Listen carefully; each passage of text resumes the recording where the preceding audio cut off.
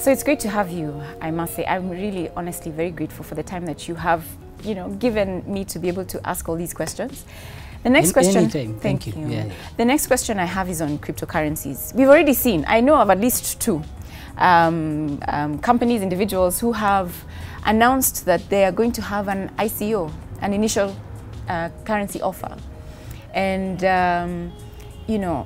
I just wonder because you see it's new technology, like you said earlier, it's cutting edge. How do you then provide an environment where the people of the country are not duped or conned, because some of these may end up being scams. Somebody can say, I have this idea, contribute towards this idea, and then ends up running away with people's money. Have you thought through some ideas of how you can prevent frauds, not prevent the fraud, but prevent people from being scammed? I think we have lessons to learn. I mean, the .com bubble. Yeah. Everyone talked about the .com bubble, and people were getting investment. Somebody writes on a napkin what they think is a business idea, and people would fund it, and they would go out, and that business would go bust. So we have experience on some of these challenges.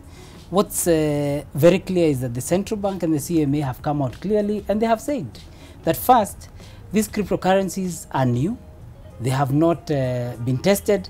So it's not for the weak at heart. It's not for those that don't understand.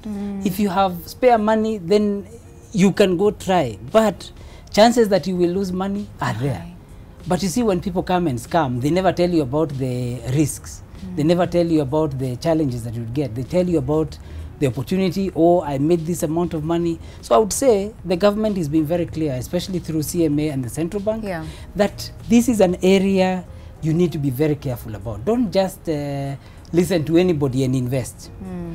That said, ICOs, these initial coin offerings, these initial token offerings, these opportunities that have come in with the cryptocurrencies, they are new. And people have made money. The value is actually coming up. If you look at Bitcoin and the other alt currencies, it's already a market over $500 billion US. That's more than the total advertising market for TV across the whole world. Yeah. So it's not something that then also should be totally ignored.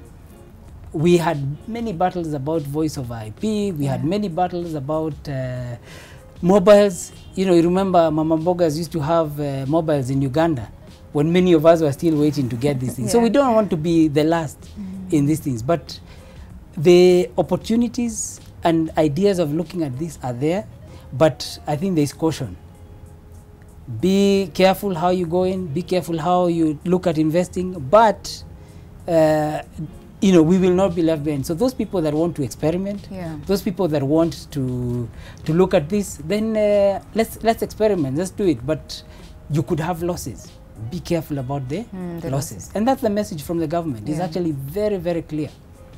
So I've heard the position from the government, but I want to know now, as Joe, what's your advice for somebody who is looking at an opportunity? There's an ICO coming, and the idea looks like it's interesting. What would you say are the guidelines, to look through and evaluate the opportunity and to then figure out this is a good opportunity or not? I mean, every opportunity has risks, but in the evaluation of that opportunity, what are the key things you would suggest somebody to look at? So first of all, this is no different from the investments that you're currently doing in the markets. This is just a new asset class. And because it's a new asset class, then maybe there are different things that you might not understand. But generally, do you think it's going to make money? Do you trust the people? For some of these coins, you want to be sure that there is value. What can you actually do with that coin?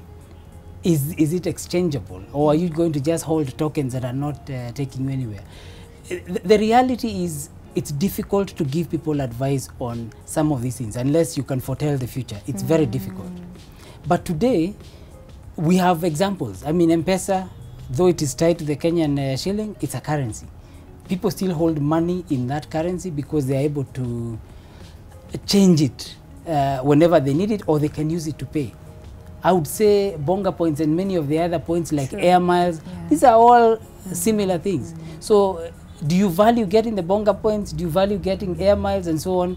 What can you do with them? So it's not a different asset in that sense, but it's an asset which people are getting very excited about, that is transforming. So Bitcoin itself, as much as people were seeing it as a currency, it's not operating much as a currency. It is operating more as an asset.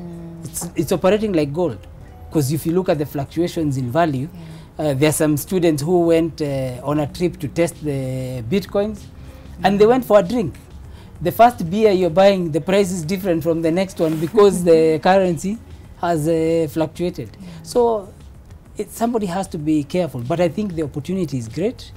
And watch this space. Even I may be coming up with something. Really? Eh? Oh yes. I am going to watch. Oh Can't yes. wait.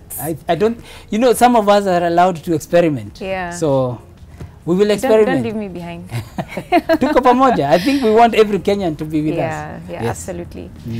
So awesome. I thank you very, very much. On our next video, I want to go personal. So keep watching. This is Rina Hicks, and you are watching MoneyWise.